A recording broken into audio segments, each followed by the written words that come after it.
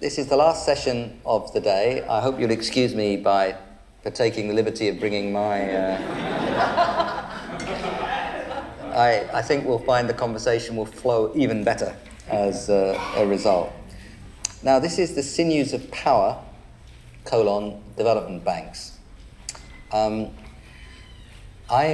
We had one dropout, and since I've lived 10 years of my life as first chief economist of the EBRD and then chief economist of the World Bank, in development banks, one regional, one global, I was asked if I would say a few words of introduction.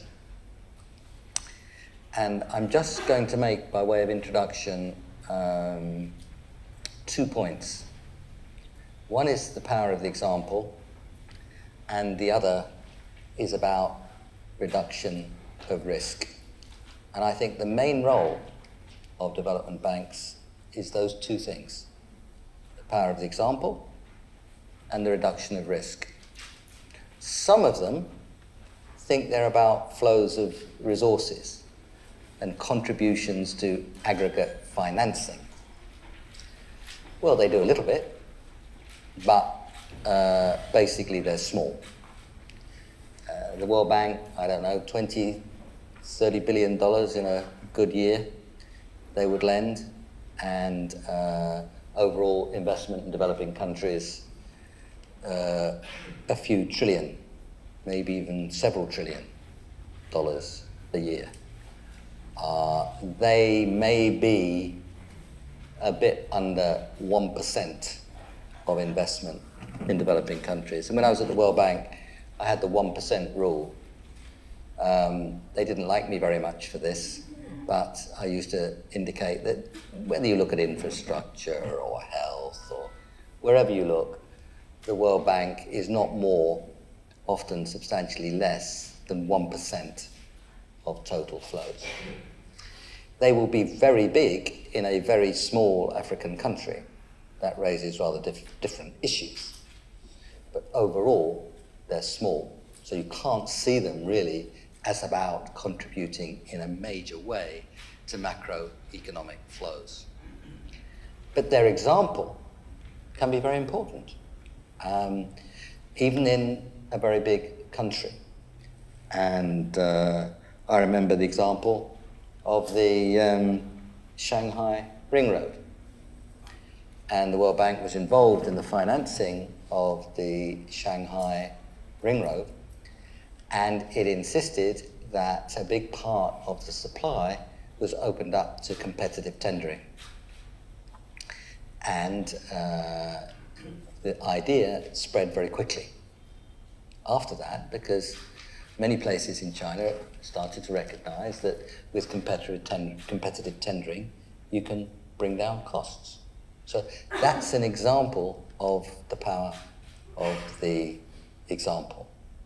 So my view, and it was very much the view in the 6 very enjoyable years I spent at the EBRD, and indeed the view of the EBRD, not just myself, that what you do is you light a light bulb, an LED light bulb, of course, and you show what is possible. You show a new idea. You show a different way of doing things.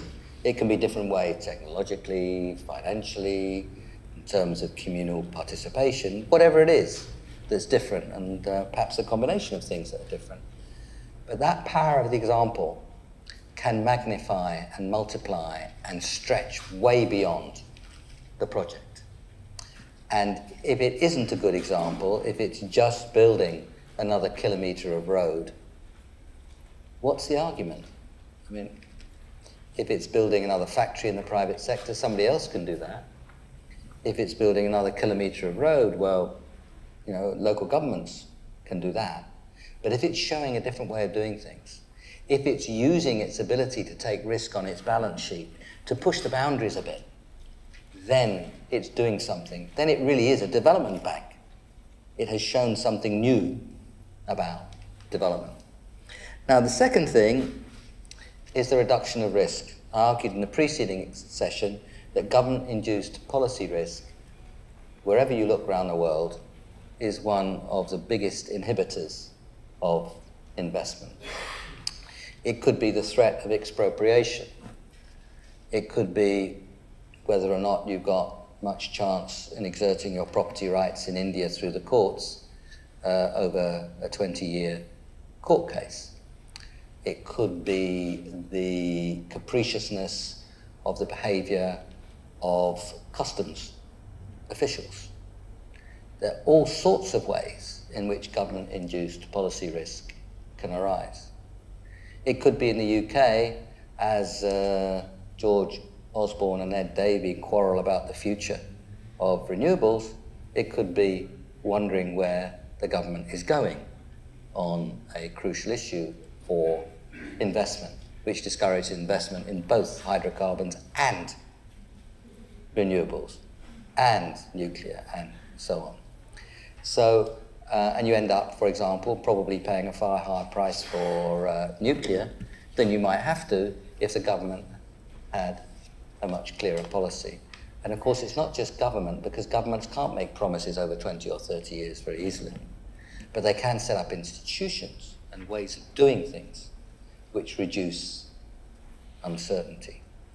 Now, if you have a development bank that is part of a deal, then it makes it more difficult for governments to be unreliable. So when I was at the EBRD, Alan, we had companies that could have bought the EBRD wanting to have the EBRD in on the deal, because if the EBRD was in on the deal, they felt much more confident in the host government behaviour. And the host government would want the EBRD in on the deal because they felt it could be some protection against rip-off artistry by the investor. So what you had was the presence of the EBRD in the deal reducing government-induced policy risk, and the presence of the EBRD in the deal making the government of the host country more confident about accepting that investment. And that is why Melis Zenawi, Joe Stiglitz and myself, nearly 3 years ago now, started the idea, and are there any press here, by the way? Okay, so this bit's off the record. No. We started to move the idea of a BRICS-led development bank for those two reasons. And coupled with the idea that the rich countries would not let the balance sheets of the World Bank and some of the regional development banks expand very much, and they would not allow their share in those banks to be diluted.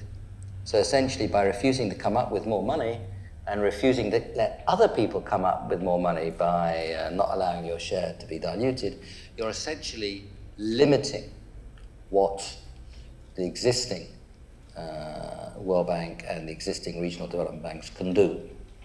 Now, there are always exceptions, and the EBRD has expanded into Turkey and Egypt, for example, in ways which I think are wholly admirable and build on its earlier experience and successes.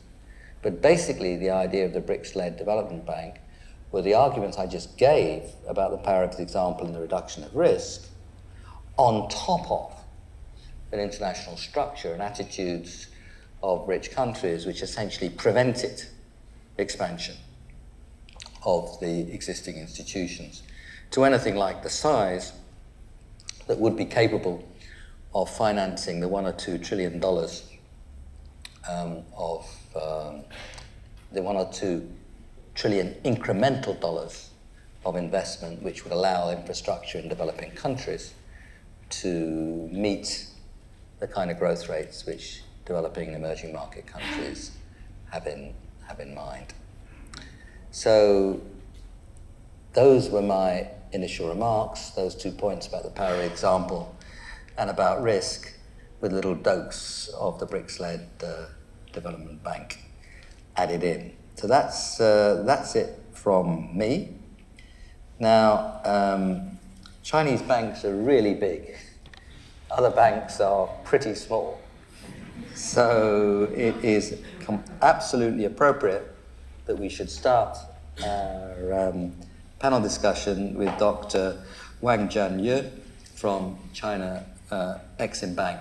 As with the last time, I'm not going to read out the biographical information you have here. You have some charming pictures and some detailed descriptions, and please do read them, and then this way I can just turn to Dr. Wang Jianye and say you're extremely welcome to the British Academy, and we'd like to hear from you, please. Thank you, Nick. We have a long day, so I will be very brief. I will focus on my remarks on two related questions. The first question is the landscape of global development financing changing? Or has the global financial crisis changed development financing? So my answer is yes, and I will explain why.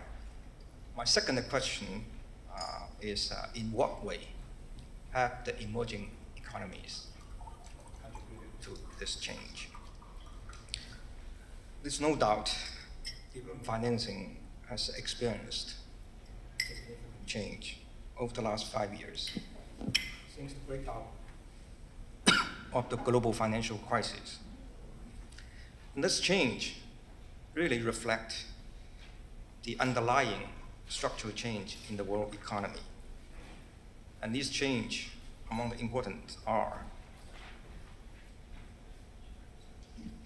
emerging markets and developing countries share in global output and trade have significantly increased between 2007 and 2012, from very small share to now over 50%, perhaps close to 60%.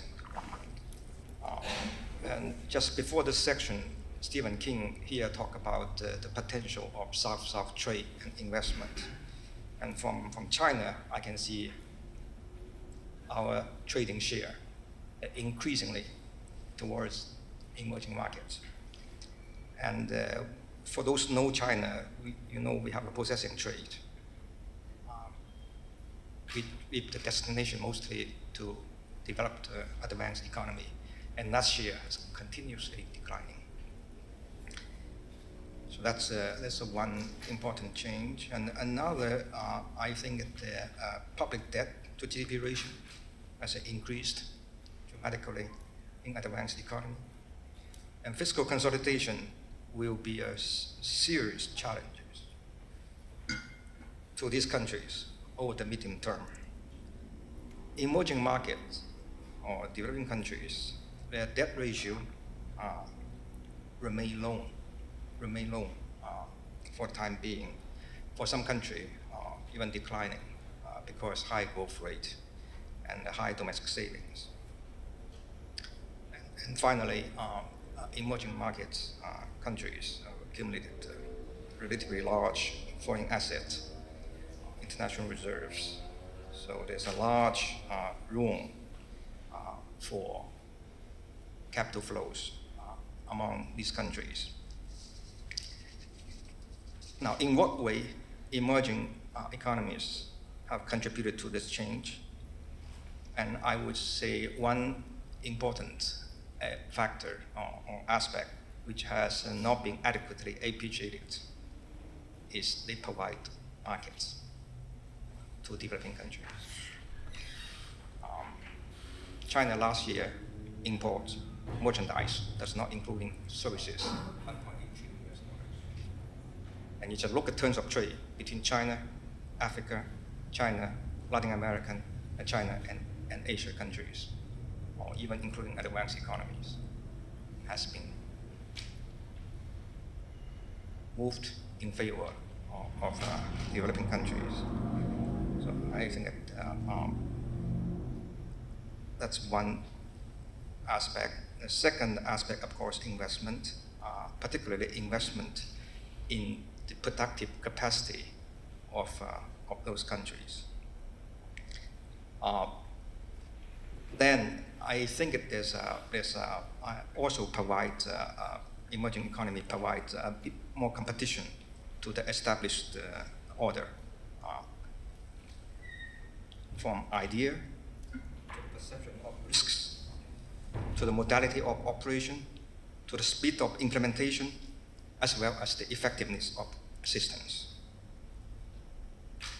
We see the attitude towards development financing been changing from preaching to action, from donor-recipient relationship to partnership, to win-win cooperation, to resource transfers, to investment.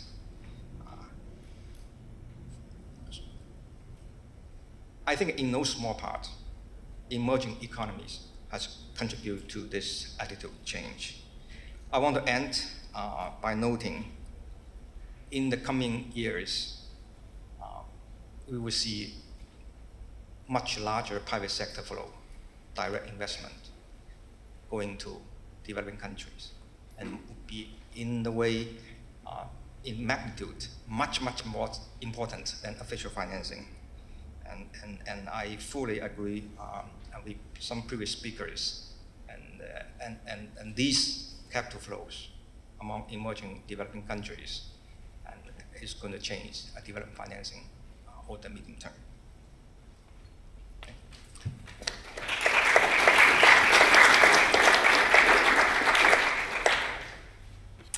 Thank you very much, Wang Jianyu. And I would now like to ask Professor Iwan Aziz from the Asian Development Bank to share his thoughts with us. Please. Thank you, Nick. Nick mentioned about when he gave sort of introduction, but after listening to what he said, basically, that's exactly the summary about Regional Development Bank. And while listening to his introduction, I've been thinking myself, the last 2 years, because I've been with the bank only for the last 2 years. All my professional career is in academics. But the last 2 years, and listening to Nick, I found there is one other thing other than those 2 points that Nick correctly mentioned, as far as Asian Development Bank is concerned, and that is being the honest broker. I can give you hundreds of examples, cases, the actual cases, on the ground cases, where member countries came to ADB precisely for that. So it's not so much for the money, it's not so much for the advice, technical advice and so forth, but more as the honest broker. If I have time, I'll give you a couple of examples. But I would like to sort of echo what our previous speaker mentioned by stating the following. It's almost like we're watching a movie on Asia. Of course, I'm talking about Asia because I'm representing the Asian Development Bank here. It's almost like watching a movie with 2 sequels. Sequel 1 was Asia of excess investment. This was up to 1997 when the Asian financial crisis broke up. And the story there was pretty clear that the region has been borrowing heavily abroad in foreign currency, short-term and unhedged. As a result, they suffered from the double mismatch, fell into crisis in summer 1997. Then we moved to the second sequel of the movie. It's completely the upside down. Asia story now is a story of excess saving. The region is having a lot of excess saving. Of course, when we talk about Asia, we have to understand the diversity. So some countries are not in excess saving, but I'm talking about Asia collectively in totality. It's an excess saving region. So liquidity is not so much a problem. And the reason I mentioned this as a starting point is because that affects the functioning of the regional development bank, especially the Asian Development Bank. Now, especially the MIC, the middle income countries in Asia, on paper, they don't need the regional bank money anymore because they have plenty of money. As I indicated, they have an excess saving. On top of that, the capital market in the region has been developing, so they can also go to the financial market quite easily. The access to financial market has been much, much more improved compared to 15 years ago, for example. Of course, one can argue that the interest rate is higher and so forth, but keep in mind also that if you go to the Asian Development Bank or any regional bank, you have to go through certain bureaucratic procedures, safeguard and so forth. And believe it or not, some countries do not like that, some member countries. They complain about that. So at the end of the day, one question, what is then the role of regional development bank like ADB or MIC for the middle income countries? For the low income countries, it's clear, like Myanmar, Cambodia, Laos, and so forth. But for ASEAN, East Asian countries, they don't really need the money for ADB. Yet the fact is, they are still borrowing money from ADB. So there must be something else there. And this is where Nick points is very relevant about how to reduce risk. However, I want to add that we are not only talking about financial or economic risk, but we are also including the non-economic risks here. For example, let me take one classical example. In the region, one of the active members of ADB is what we call the ASEAN plus 3. This is the 10 ASEAN plus China, Korea, and Japan. They have numerous initiatives, very good one. And most of this initiative came out of the crisis in '97. For example, because of the double mismatch that I explained earlier, they wanted to came up with the regional bonds market, because bonds market in local currency, you kill the currency mismatch, and bond market long term, you kill the maturity mismatch. So it's a very logical answer, and they try to develop this. But they cannot if they do it themselves. So what did they do? They come to ADB. So now ADB is like the organizations who manage this Asian Bond Monitor Initiative. They call it ABMI, Asian Bond Monitor Initiative. And again, if I've been thinking, why is that? Why did they come to ADB? Because of non-economic reasons. It's very, or put it this way, it's not easy for some members of these 13 countries to come up with unified opinion, which is agreed by all other members, unless they go through ADB. Now, another example is that just 2 days ago, I flew directly from Bali because we had the APEC meeting in Bali. One of the initiatives that came up a week before APEC, so this is very interesting, the timing is very interesting. A week before APEC, China president came to Indonesia, President Xi, and he proposed to set up the Asian Infrastructure Fund. Now, of course, the startup money will come from China.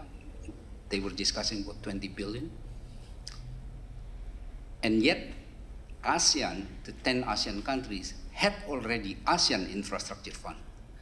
So that brings up the difficulty, especially Indonesia being one of the ASEAN countries. What do?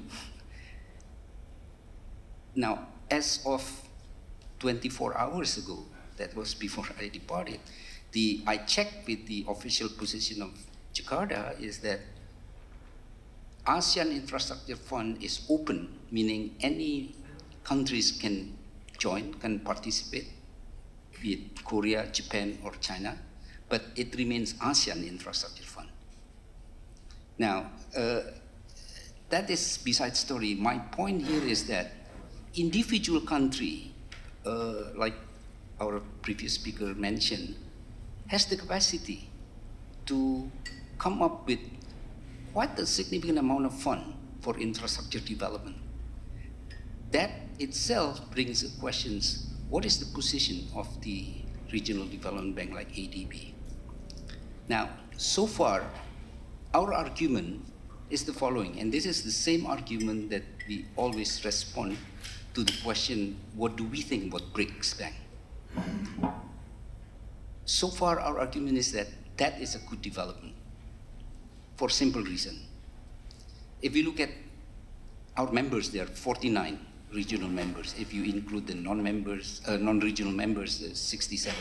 So out of the 49 regional members, the estimate of the infrastructure fund required each year is between $700 to $800 billion. And regional bank can only participate 5% of it. As Nick mentioned, I mean, in terms of money, it's very small. We cannot contribute much. So any initiative, be it BRICS, be it China initiative of the Asian Infrastructure Fund or APEC Infrastructure Fund, because I heard Australia was trying to also initiate this APEC Infrastructure Fund, or even G20 was talking about the G20 Infrastructure Fund. That will be good, because the regional bank cannot cover all the required fund and so forth. So all in all, this emerging market economies is getting more and more capable of funding themselves. But at the end of the day, they still need the regional development bank like ADB for the two reasons that Nick mentioned. Plus, as I indicated, we are still considered the honest broker given the non-political factors that is still brewing in the region, or even getting worse in the last 4 years, I would say. So I think I will start with the introduction. Thank you. Thank you.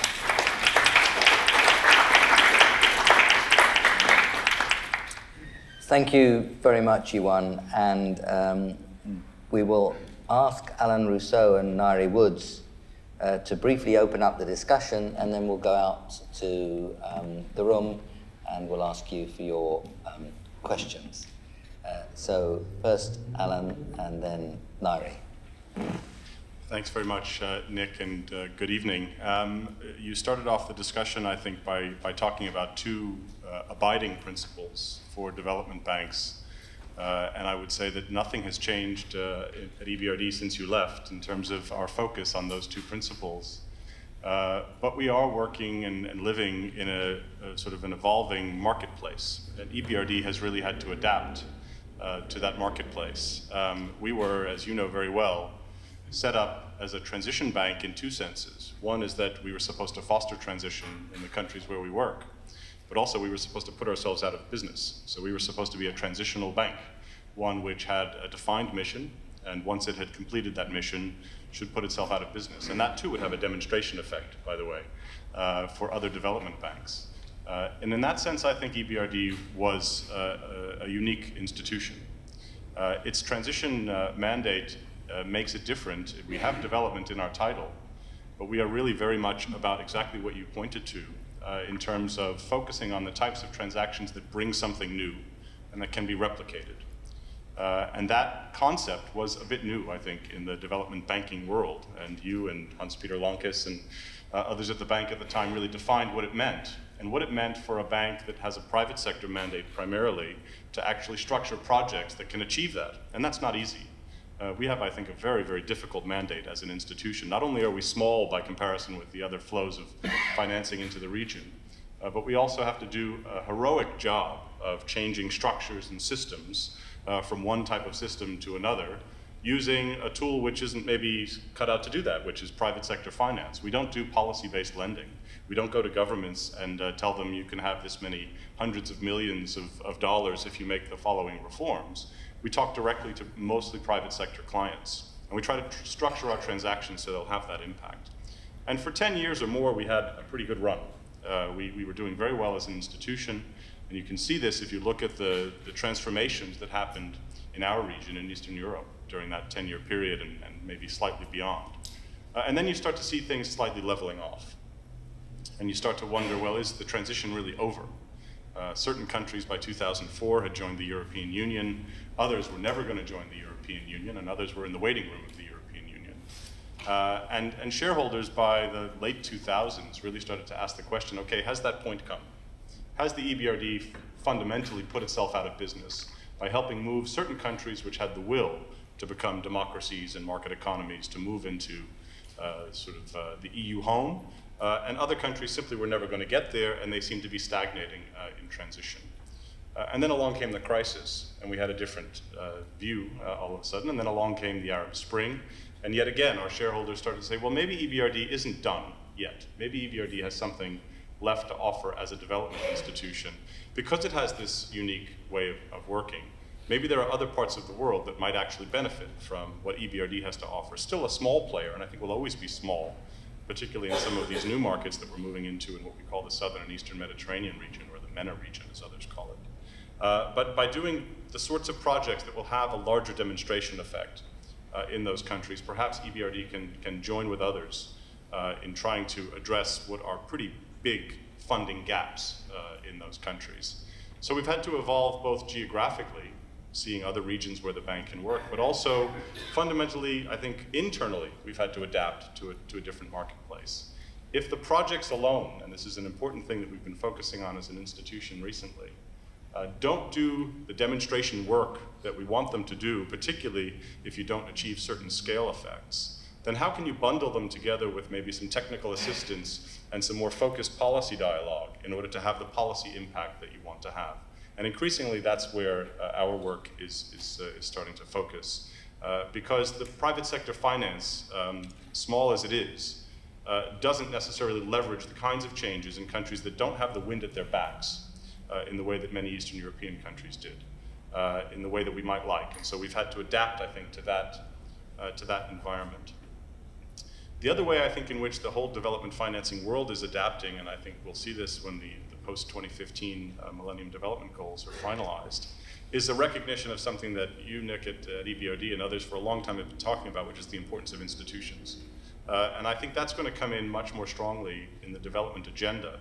So in a way, the development agenda, without trying to seem sort of egocentric about it, is bending toward the sorts of things EBRD has been trying to focus on for quite a long time, on institutions, on governance. I think the focus on infrastructure is going to come in very strongly, and inclusion, which is something we've also adapted ourselves to, and fundamentally sustainability and sustainable development, and that I have in mind, energy efficiency and climate change. So to the extent that the global development agenda is converging towards some of these themes, I think that's also something where our work as an institution has to adapt to that environment. To a certain extent, others coming in to the marketplace, let's say, of development finance, should hopefully also adapt to that environment. So you talked about the BRICS Bank. We've talked a bit about China as a development actor. I think it is important that there's some degree of harmony amongst those different players on a joint set of goals in terms of following market principles, in terms of sustainability and sustainable development, inclusion and inclusive growth, open procurement, transparency, and good governance. And to the extent that that is something that the BRICS Bank and the others all take on board, I think that development finance can continue to play a pretty important role, even if it's small. Thank you, Alan. Larry. Thank you, Nick. So this panel was called Sinews of Power. It's sort of James Bond kind of title, and I worry that we've slipped away from the James Bond quality of development banks and straight into the relatively uncontroversial realms in which regional development banks sometimes succeed. I mean, let's not forget, national development banks were deplored in the 1980s. They were corrupt, they were full of patronage and clientelism, white elephant vanity projects of great leaders. There was a whole debate around why national development banks were a thoroughly bad idea, and it was mainly because of the way that national politicians like to use them. So I want to put to my panelists, what's their argument? Should there be national development banks? You know, Russia has one, China has one, Brazil has one. Are these a good idea? Is the British government right in saying that what Britain now needs is a development bank? And is that development bank going to look like one of the corrupt, patronage, clientelistic banks of the 1970s? Or is it going to look like one of these exemplary regional development banks? What's the difference? Why do we make this difference? Now, of course I wouldn't, in the presence of Nick and Alan, mention the first 2 years of the European Bank for Reconstruction and Development, the Attali years, the first-class flights years, the years where the bank, I believe, made 80% of its loans to the 4 largest consultancy companies in the world, mainly because it was restricted by its charter from lending to anyone but the private sector, and there was no private sector in Eastern Europe. But of course that bank has subsequently, under the tutelage of these great men, found its way. So why do we believe in development banks, whether at the regional or the national level? So I just wanted to throw out, I do actually think we need development banks, but we need them for quite specific reasons. We need them because there are some risks which the private sector is either unable to take or unable to evaluate. And Basel II and Basel III are going to make that even more of an issue. So that, to me, is a plausible reason for why we might want to need them. Sometimes we need development banks because the markets cannot do long-term enough lending. And there are some kinds of projects whose return is so long-term that we need a development bank in there. We need development banks sometimes because there are public goods and externalities that the private markets will always, the benefits of which the private markets will always underprice. And so you need the intervention of development banks. Sometimes you need them for collective action, where particularly regional infrastructure in Africa, where it's very difficult for the private sector to lend piece by piece. You might say we need them to package things for governments with low capacity, that the aid system is ill-serving by fragmenting and requiring governments to have huge capacity to pull things together. You might say there's a political reason for development banks, which is they do provide a forum for cooperation and debate. So I can see that there is a reason, there are some good reasons for regional development banks, but I guess my question to the panelists, who are all part of the development bank, sinews of power, let's not forget, is first, what really is the difference between the regional and the national? Do they all think there should be national development banks? And if so, are there any particular caveats they want to put on that?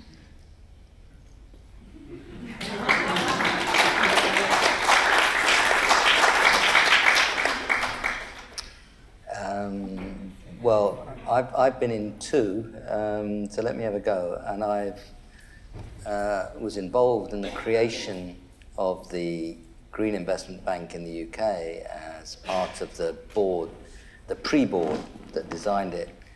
And all of you, of course, have read the LSE Growth Commission report published at the end of January, where we recommended infrastructure development bank for the UK. So I guess my views are on the record, but let me, and I mentioned the BRICS Bank. So Nick, in your time at the World Bank, you were in the World Bank when it was dismantling national development banks. I think that was a bad idea. And I think that we've learned something about, not surefire 100%, but about how to make development banks more accountable. Now, that doesn't mean that that's always well done. But, for example, in the UK, the Green Investment Bank is essentially accountable to Parliament in the same way that NICE, the National Institute on Clinical Excellence, is accountable to Parliament for its work on which drugs and which procedures the NHS should follow. So what you've got are institutions that are set up in by an accountable body, the Parliament, and they themselves are accountable to it, and they follow rules.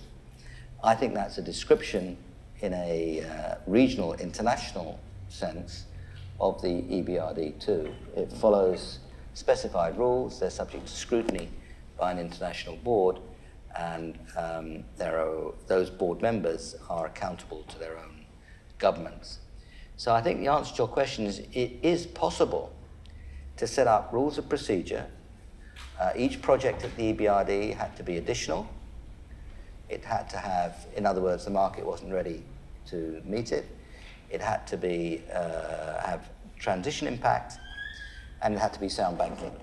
And those were the three principles which it operated on. I sat there every Friday morning on the operations committee. Is it still Friday morning? Still Friday morning, of the EBRD, and we cross-questioned these guys on investment bankers are mostly male, but guys should include male and female, on those principles. So is it possible to run national and international development banks in a way that is accountable? I believe the answer is yes, and we've learned from that. Is that true of all national development banks? No, I don't think it is. But is it possible to design them that way and to run them that way? Yes, it is. So I think we've learned much more about how to make it work well. So in circumstances where we believe it could work well, for the reasons and due to the processes and accountabilities I've described, I do think it's a good idea. I think it's a good idea because for what those of us on the platform have been arguing, the power of the example, the ability to go beyond where the market is currently going because of its shareholding and mandate structure, the ability to reduce risk because of what it is, and I'm fully with Iwan on the honest broker. I normally express that as the convening power. If Goldman Sachs rings you up and says, Iwan, I've got this fantastic project, which if you're very nice to me, I'll give you a slice of. You'd keep your hands on the wallet, you'd sort of button up your jacket, and you'd wonder what was going on. If, on the other hand, the EBRD comes to you, or the Asian Development Bank comes to you saying, actually, we've looked very hard at this thing. We think that for these reasons, it's likely to work, and these are the kinds of ways in which we think it can work. Would you like to be part of this? It makes the syndication of these loans, the buy-in of different kinds of parties, really good investment banking work much better. So it's not that these banks go into bits of the market that others are not yet willing to go. That would be subsidy. It's different from that. It's that its presence, through the kinds of ways you've just described, actually reduces risk. So you're changing the circumstance, you're changing the market by your presence and your characteristics. That's why I think development banks are so important. And I've tried to articulate circumstances which are not universal, in which they can do well. I'm no expert on the BNDES, the Brazilian Development Bank, but they lend roughly not just more than the World Bank. They lend each year about 3 times what the World Bank lends. And I believe that has had quite a strong impact on investment in Brazil. Do I know that every loan the BNDES has ever made is pure as the driven snow? No, I don't know that. But I do think the assertion that on balance the BNDES has played a major part in investment and growth in Brazil, I think that statement would be tenable. Now, I haven't personally done the research to do that. But these are the kind of questions which we have to ask. So I absolutely would not be doctrinaire about development banks, bad, corrupt, market perversion, and so on. I hope the World Bank has grown out of that. I believe, actually, that it has, that it was part of a whole structure of ideology and slogan of the 80s and 90s, which was not rooted in careful economics associated with analyzing risk, with careful economic history associated with the way in which the investment process takes place. I think it was the dogma of the 80s and 90s, and I do hope and I think that it's got past that. Sorry, that was an excessively long answer. But would any others like to come in? Because the question that Nari posed is fundamental. Maybe I'll just say a couple of words to echo what Nick has said about the importance of accountability. You pointed to the early years of EBRD, which is a legacy we can't seem to outlive. But it is important to also recognize that the bank's shareholders made a change fairly early on. And I think that's testament to the fact that the shareholders from an early stage wanted to see EBRD work differently and more effectively. And I think we have been doing so for many years since. So forget the marble and the first-class flights and the Michelin-starred chef, because we don't have those anymore. Well, we have the marble still, but it would be uneconomical to get rid of it at this stage.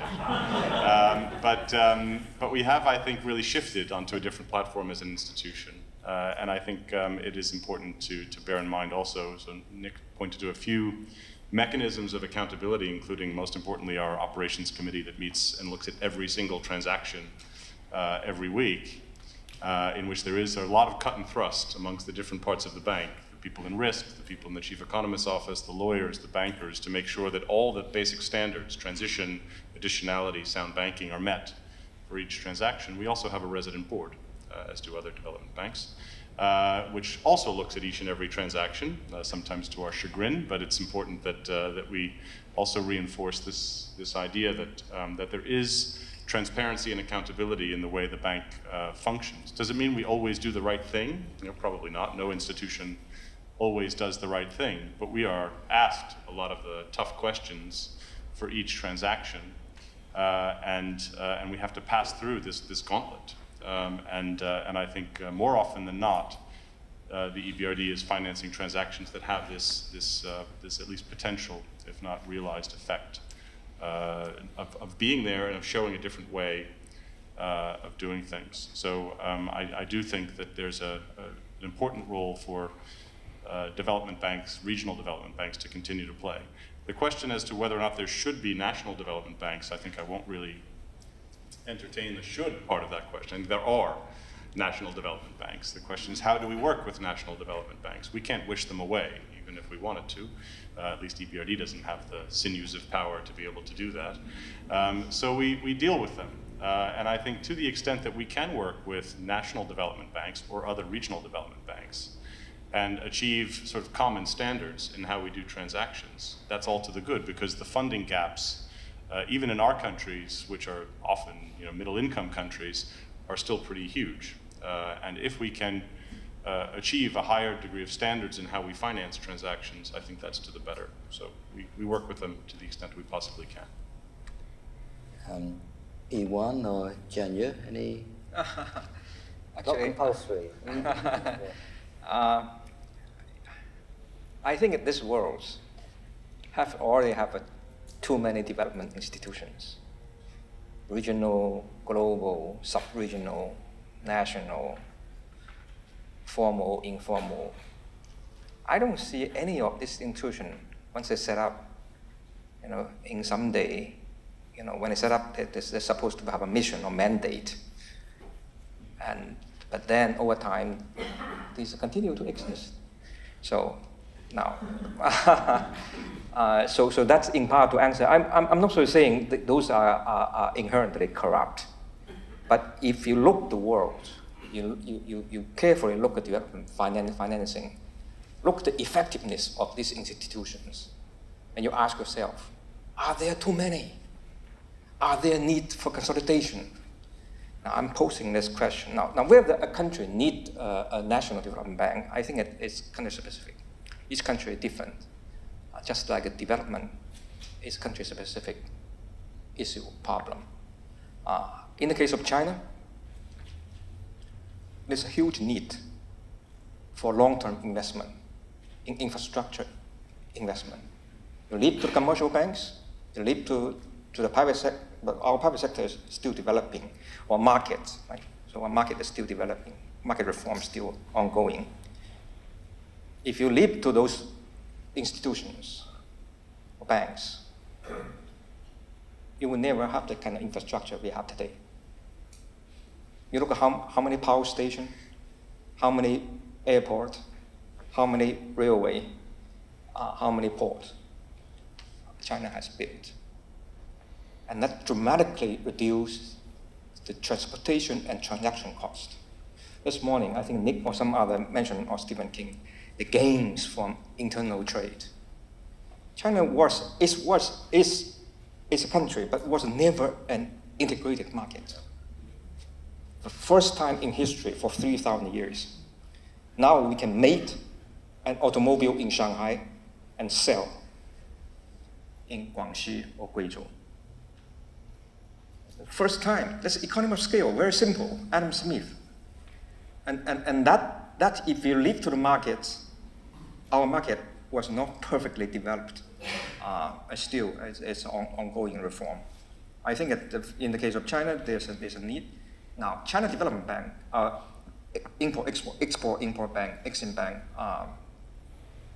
arguably is not a development bank, but we do handle China's external concessional financing.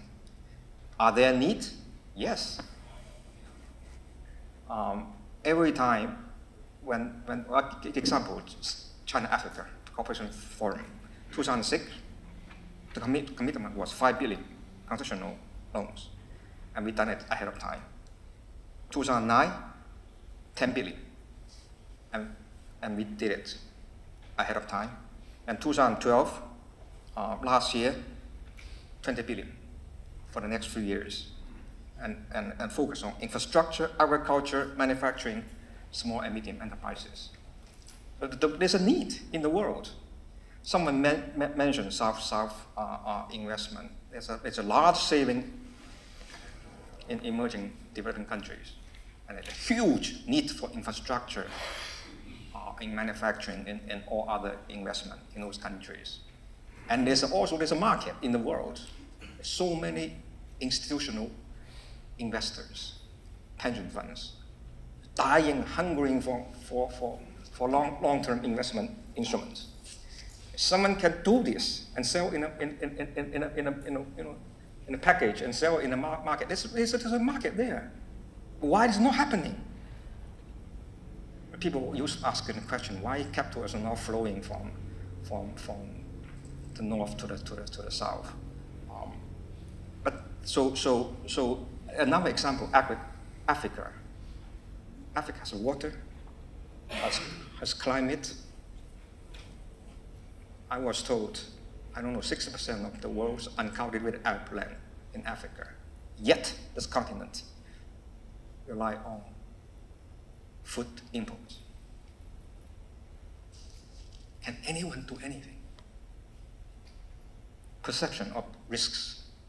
Before we are going to Angola, anyone invest in Angola? No. I remember in 2007, when Ghana, the first time, issued bonds in international market, LIBOR plus 7%. That was the market. If you give them LIBOR plus 4 percentage point, they're so happy. Now, those places are changing. I think that there's a need. So I think that answer Ms. Wood's question. But this is not the universal. So you're asking whether each country needs a development bank, whether all the regional development banks are satisfied. I think we have to look at case by case. Thank you very much. Iwan, and then we'll open to the floor. We'll only have about half an hour for questions from the floor. Okay, oh, there's a question on the floor or me? Now, if you just say something very quickly and then we'll open to the floor. I really like that question, but again, in the last 2 years, if anything, my experience tells me that it's even the opposite. Take, for example, the example I gave you earlier about the proposal coming from China to set up the Asian Infrastructure Fund. The immediate response is that governance, and that is the reasons why they have to go through multilateral development bank like ADB, because we are the one who are considered, at least from the perspective of the member countries, that we have the governance. As I think I mentioned earlier in my presentation, some countries even complain to us because of too much safeguard and so forth, you know. So that's one thing. But I want to add one other point that you mentioned earlier.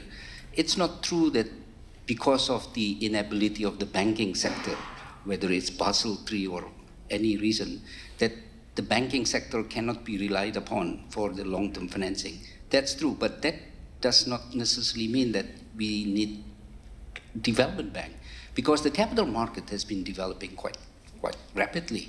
The bonds market, as I indicated earlier, provide long-term financing and local currency. Thanks. Thank you very much. We should throw it open to the floor. Transparency, however, demands that I state very clearly that I was hired by Jacques Attali to be chief economist of the EBRD, and 10 days later he resigned. Now, how do you, this is a great problem of causation in economics. Because A happened before B, it doesn't mean that A caused B. Yeah, so you could argue that he, having seen the decision to appoint me, couldn't bear working with me and therefore resigned. Or you could argue that my appointment was the last straw in a saga that included the marble, and therefore he had to go.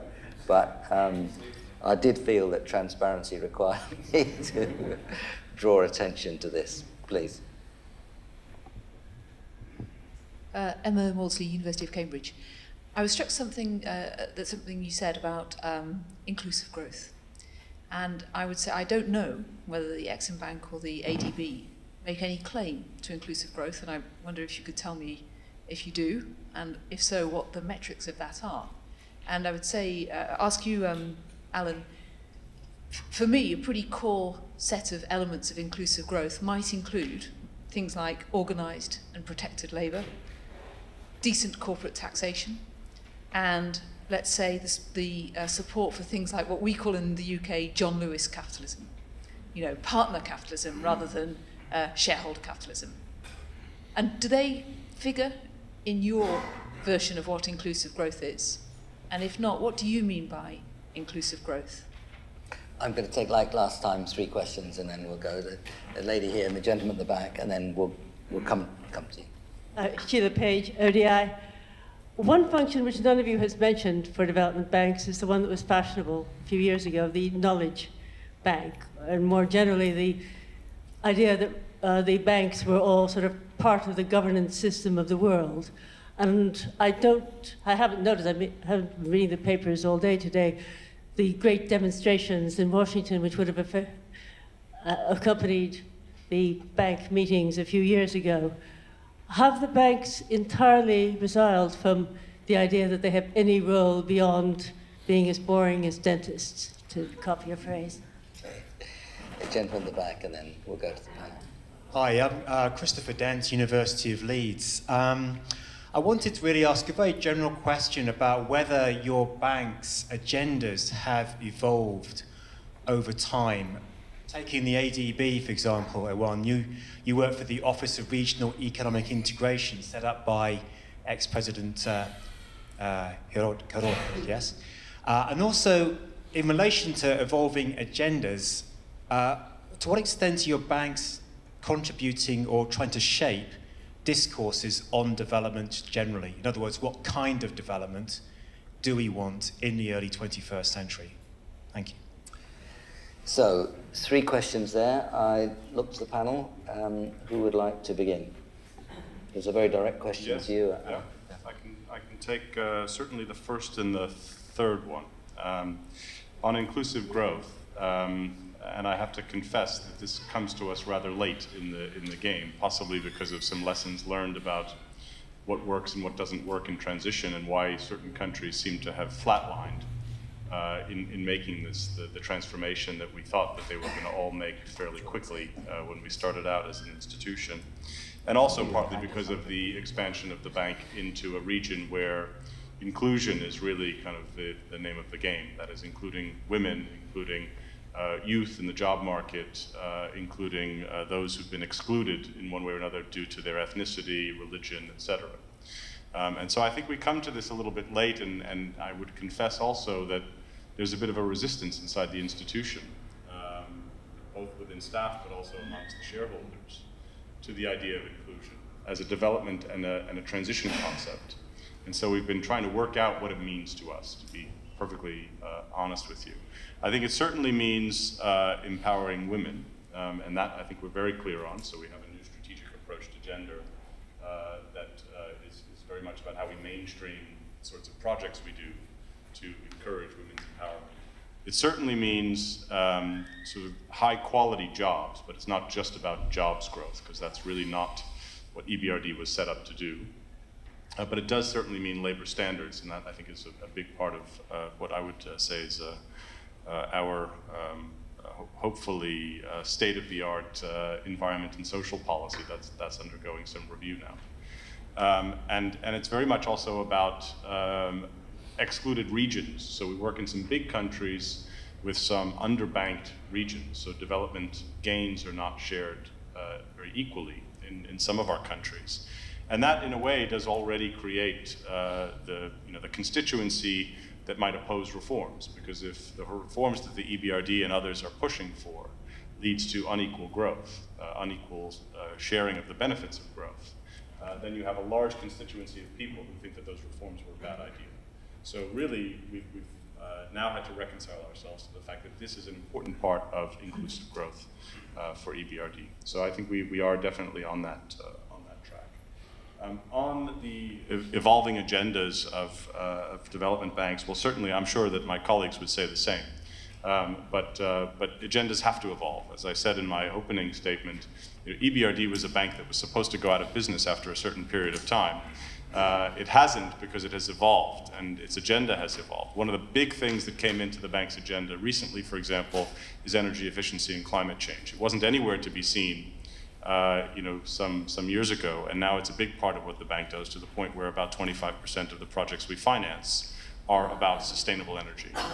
We've now shifted a little bit into sustainable resources, which is building on the sustainable energy initiative, and that's also, I think, a recognition of what is important in some of our countries.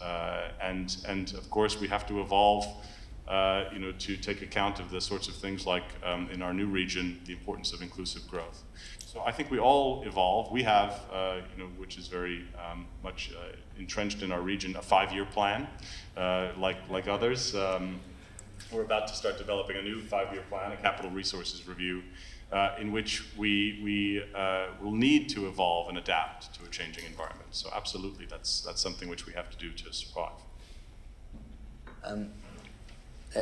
As somebody who was for 10 years the chief economist of either the EBRD or the World Bank, but perhaps I can just add something, including on the Knowledge Bank, because I was there when the World Bank declared itself to be a knowledge bank. I do think that the agenda changes with the changing nature of the world. It also changes with changing ideas, and I think the example of energy efficiency and climate change is an example of changing ideas.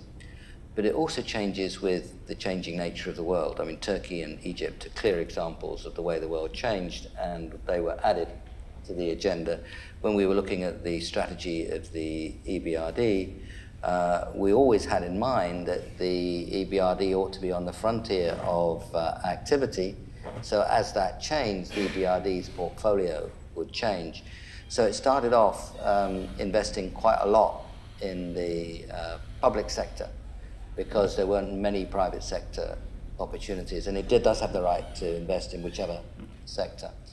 And as the private sector opportunities opened up and as the EBRD helped foster them, it moved much more strongly into the private sector. As the economies of Central Europe started to develop, it moved further east. And that was responding to change in the system. So either the ideas change and it responds, or the place it's working changes and it responds. So I think those are two very good reasons for moving the agenda along. I was never totally comfortable with Knowledge Bank. I always thought that Ideas Bank was a bit more exciting and actually a bit more honest, because you do develop experience, and I guess experience is knowledge, but you also have ideas. And being on the frontier, the power of the example, I associate more with a good idea based on knowledge and evidence, you would hope, than just knowledge. You know, if you're the best person at doing X or Y, or particularly knowledgeable about doing X or Y, then perhaps you should share that knowledge. But if you've got really creative ideas that could really set good examples, then it seems to me that you're on the frontier of the investment process. So I wasn't too down on the idea of the Knowledge Bank, but I felt it had this slight air of arrogance and a slight air of passivity, just using what you got, whereas the idea was to actually move the frontier and to change things. But sometimes you have to live with the words that are used in institutions. I didn't much like the idea of Sinews of Power as a title, to be honest. I actually, I don't think they're necessarily that powerful, certainly not the World Bank and the regional development banks, but they can be very important in developing ideas, showing examples. That's not the same as power. I think that's a different kind of idea. I guess the BNDES is powerful. I guess the China Development Bank is powerful, but you have to look.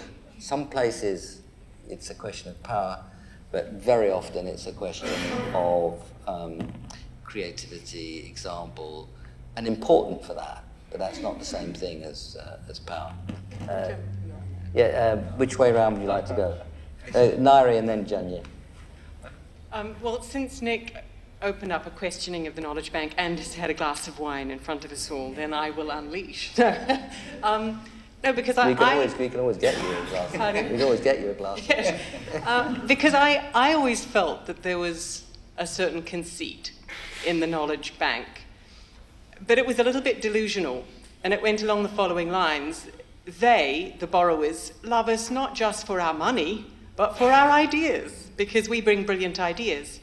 And the problem was that when you went country to country to ask borrowing countries whether this was true, in the frankness of their own capital cities, they said, "You've got to be kidding, we just want the money." So I share Nick's vision, which he eloquently expounded in a piece on the Knowledge Bank in the World Bank history. Didn't you do a piece with Francisco Ferreira on the Knowledge Bank? Or have I mixed you up? No, this was in the 1990s? Yeah. Yes. Yeah, so, and in that piece, you will recall. No, there is. It was called The World Bank as Intellectual Actor. Sorry, yes, exactly. And that wasn't my title either. Okay, right. He preferred Sinews of Power. But there was a sense of the bank as a place for sharing experience and exchange as well, which I think the bank can be. But I do think that the conceit of the idea of they love us for our ideas, I think was revealed to me in a different exchange with a former first deputy managing director of the IMF, one of the most bombastic ever, who said to me, you and all of you that bang on about accountability, the point is that since the IMF had to start becoming more accountable, it's lost all of its power. And of course, the causal inference was hopeless, because what she was pointing to was an IMF that was hugely powerful in the 1980s because countries had nowhere else to go. And by the end of the 90s, prior to the East Asian financial crisis, and then not too long after it, when countries had other options, they were no longer lining up, and that meant the IMF did not have much power anymore. So I think there's a sort of, we do need to pause. And then, of course, you know, there is the point that the bank's own independent evaluation of its research made, that because of the politics, the shareholder politics of the bank, very often what was peddled as research and knowledge actually turned out to be ideology and advocacy. And although that same report says it's only a small percentage of the bank's, as it were, knowledge products that fell prey to that, it was a very influential part, i.e. it was those parts which tended to be most linked to conditional lending. So I think the knowledge bank is tricky terrain. My own hope and belief is that the bank, particularly the World Bank, the European Development Bank, the development banks, can be fantastic hubs for actually sharing government practice. And where they go wrong is where they're just off on an ideological groupthink without evidence. Because you said she, I should underline there's only been one first. So let the record show you were talking about Anne Kruger.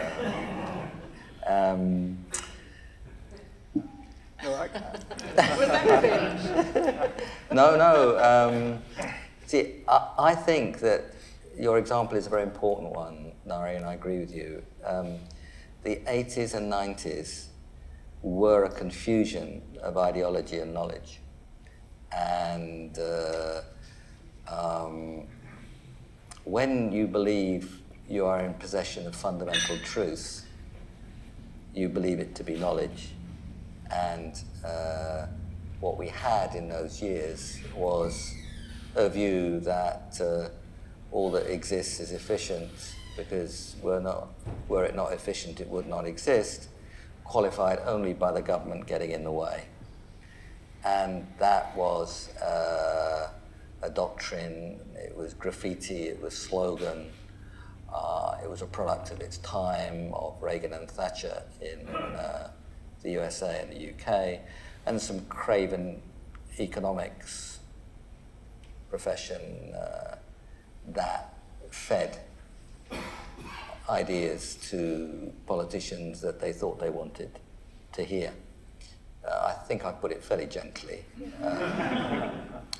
And I do think it's the job of places like the British Academy to speak when they see ideology dressed up as knowledge, and I hope it will.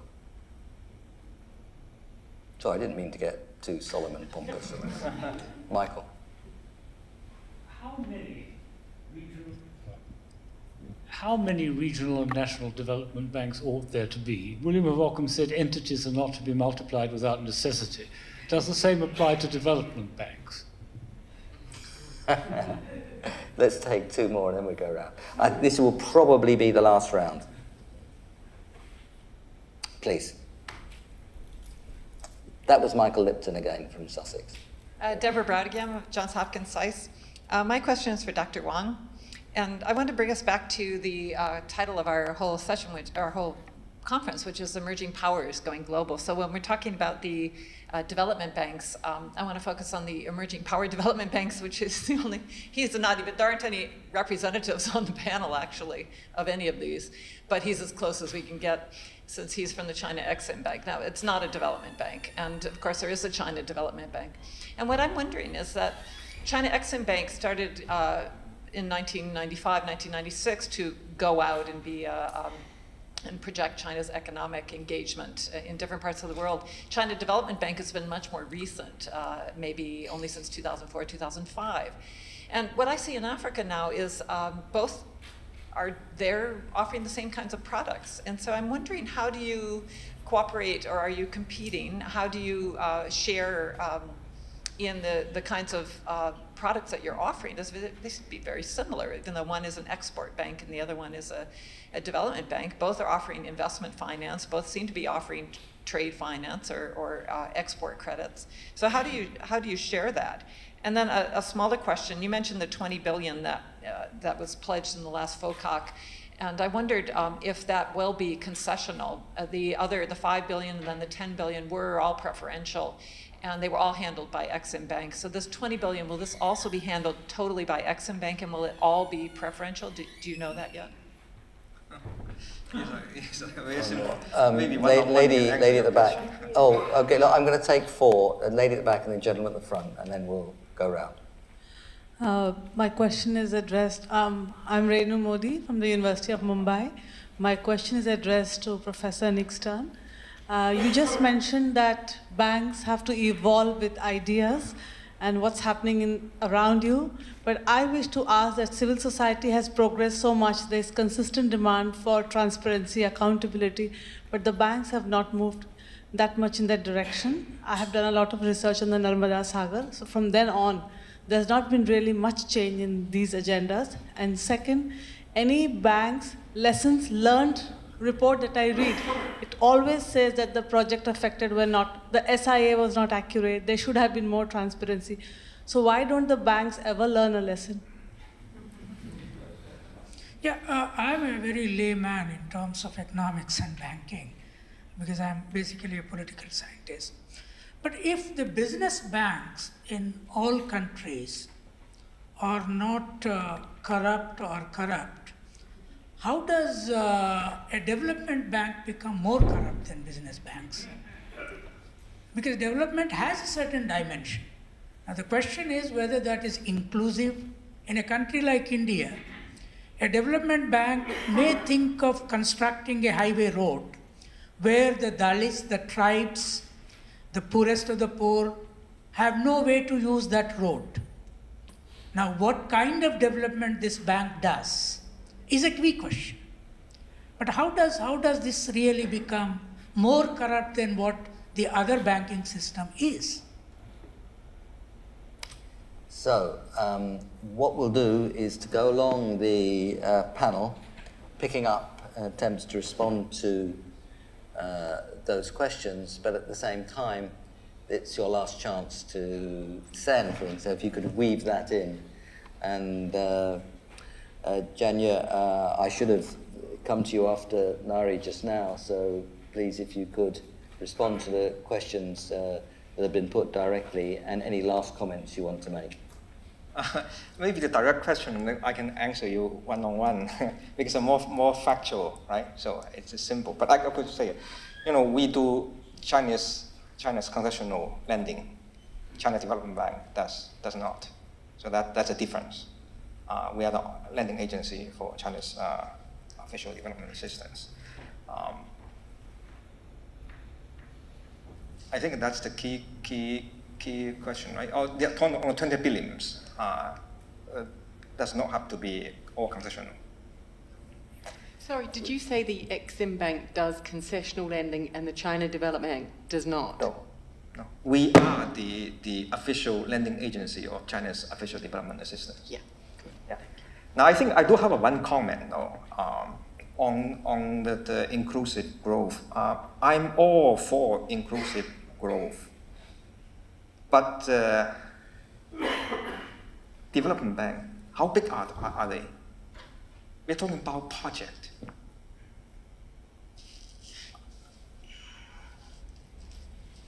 If every project, and you load up all those conditions, I can see it's a presumption. You don't trust those countries, those recipients of your assistance. You want to keep them in a short leash. Now, let me finish. Now, there's a project. It's in the developing world. there's a huge need for roads, water, clean water, power station, and things like these. And when you do project by project, they are small. If you put the recipient countries in the driver's seat, they are the boss. You know, they have to do their feasibility study, and if they telling you that's the project we want. Then you look at it. If it's feasible, and for my bank, actually we do want our money back. We are very keen to get our money back. Then we just go ahead, unless those projects have a serious pollution and other consequences.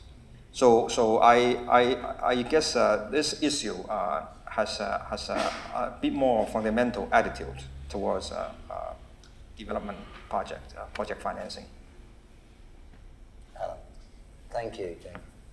Let me just comment on a few of the last questions on the principle of Occam's razor and the number of regional development banks anyway.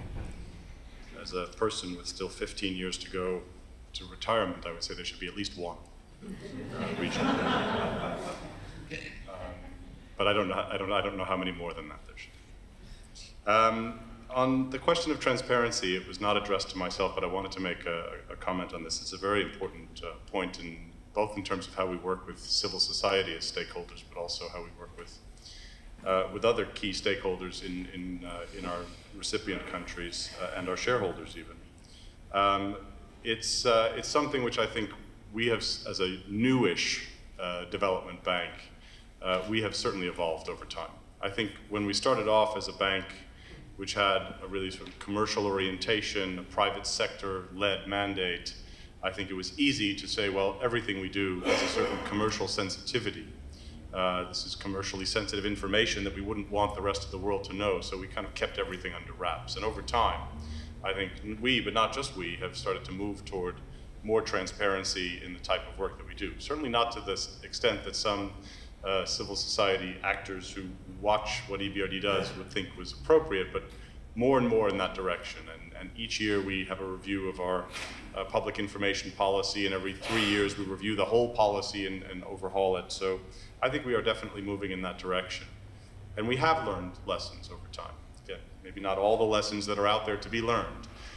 We talked a bit about evolving agendas, and I think we have certainly learned that one important lesson I think we've learned is that transition is not unilinear. Sometimes it doubles back on itself. Sometimes it goes off in strange directions you didn't anticipate.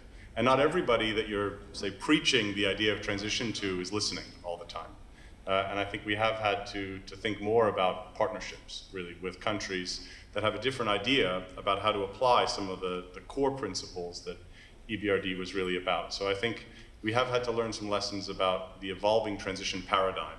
After 20 years, I think we've adapted it in ways that I've already mentioned, so I won't repeat them. But I do think it's important for all development banks to really learn those lessons. And whether that's through their independent evaluation offices or academics or civil society actors who are watching what development banks do and hopefully being able to see more as we become more transparent over time. I think it's very important that we learn those lessons because particularly for us in a marketplace that's very competitive, either we adapt or we die. Thank you. I'll include myself in the panel since I was supposed to be involved in this one. I just want to say something about transparency and about corruption. They're obviously related. I've not done any direct work on this, but my guess is if you took the two institutions I know something about as former employee, if you compared the World Bank in the early 90s and the World Bank 20 years later now, and if you did the same with the EBRD, my guess is that on most objective measures of transparency, both institutions would be a lot more transparent now than they were then. I haven't done the research, I haven't invented the transparency metric, but my guess is from the subjective judgment associated with quite close knowledge of both institutions then and now, I think that statement would stand up to rigorous scrutiny, but of course, before accepting it, it should have that rigorous scrutiny. I also wanted to add to what Alan said, is transparency and interference are different things. A lot of NGOs, particularly around the World Bank, wanted to be involved in a very direct way at almost every stage of the process.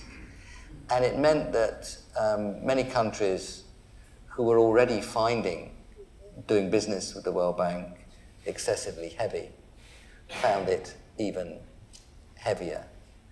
And you have to marry transparency, which is about information flows organized in a way that's accessible, and the wish for outside NGOs to get involved in the process. Those two things are very different. And I think the latter is not good governance, and the former is good governance. Now, corruption, corruption is less when you have accountability to stakeholders. Now, stakeholders is a difficult word, but in the case of a private sector firm, accountability to a murky ownership which lies in places you can't understand is not necessarily very powerful accountability against corruption. Similarly, in a public sector development bank, say, which does not have very good governmental scrutiny, you can get corruption too. So I actually do not take the view that private sector is likely to be much cleaner than public sector. I think it depends on the particular circumstances you're looking at, and the criteria would be accountability to bodies that you can understand and which are reasonably open, be it the shareholding structure of a public company in a well-functioning set of capital markets, not always, but that can be a safeguard against corruption.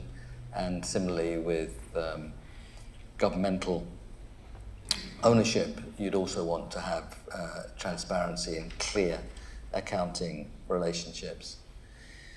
So corruption is certainly an issue, but I actually don't take the view that it's going to be less corrupt if it's in the private sector or less corrupt if it's in the public sector. It depends on the circumstances, and I think in ways which we are at least beginning to understand. One.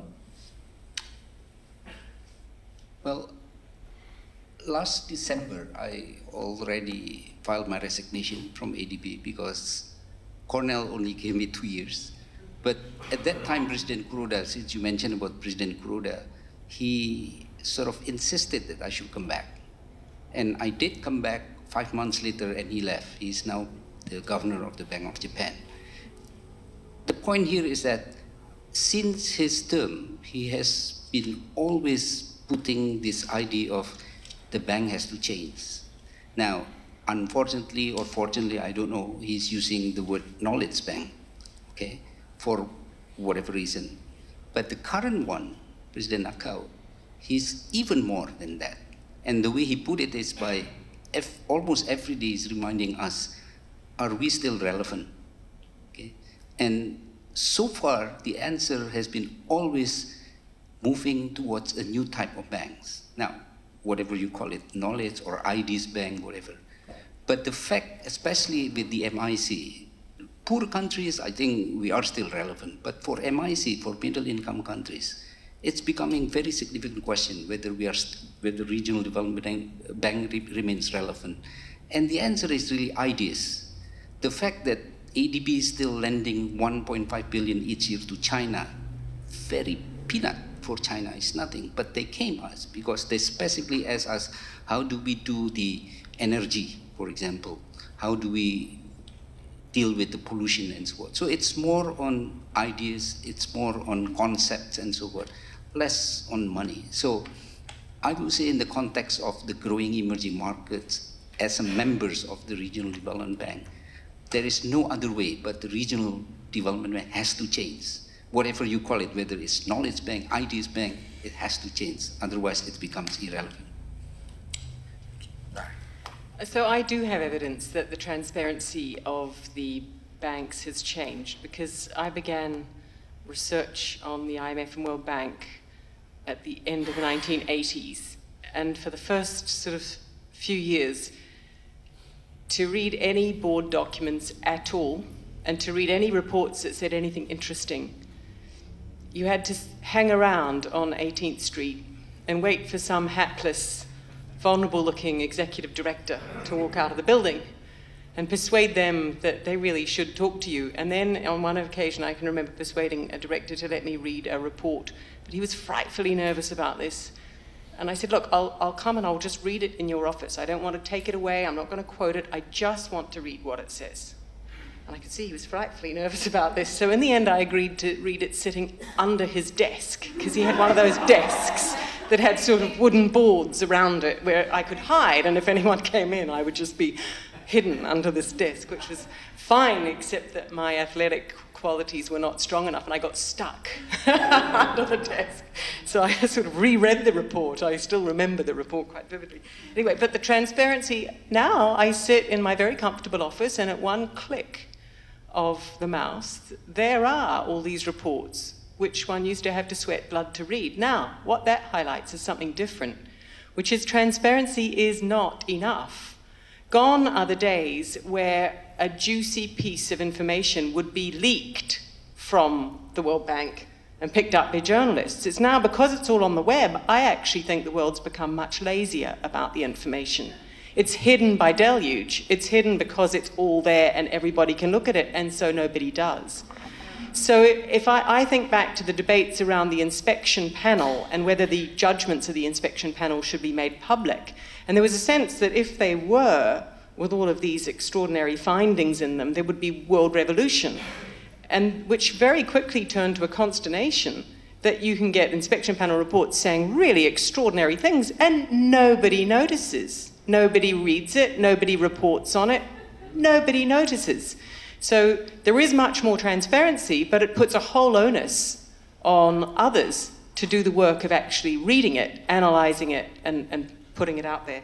And then I just wanted to say on corruption, I think it's quite important to distinguish kind of first, second order problems of corruption. So to me, there is, to put it crudely, so there's the National Development Bank, which is the slush fund of politicians, which is different to the National Development Bank, which sometimes pays or accepts bribes in order to do its work. I'm not saying that's right, I'm saying it's different.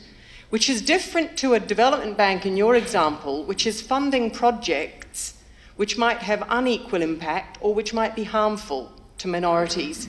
And they're three very different categories of corruption, and I actually think it's quite important to distinguish them, because you deal with them in very different ways. Thank you. Thank you, Nari, and thank you to a very thoughtful, experienced and effective panel. I very much enjoyed the conversation. I must apologise to you profusely for letting it run over by 10 minutes.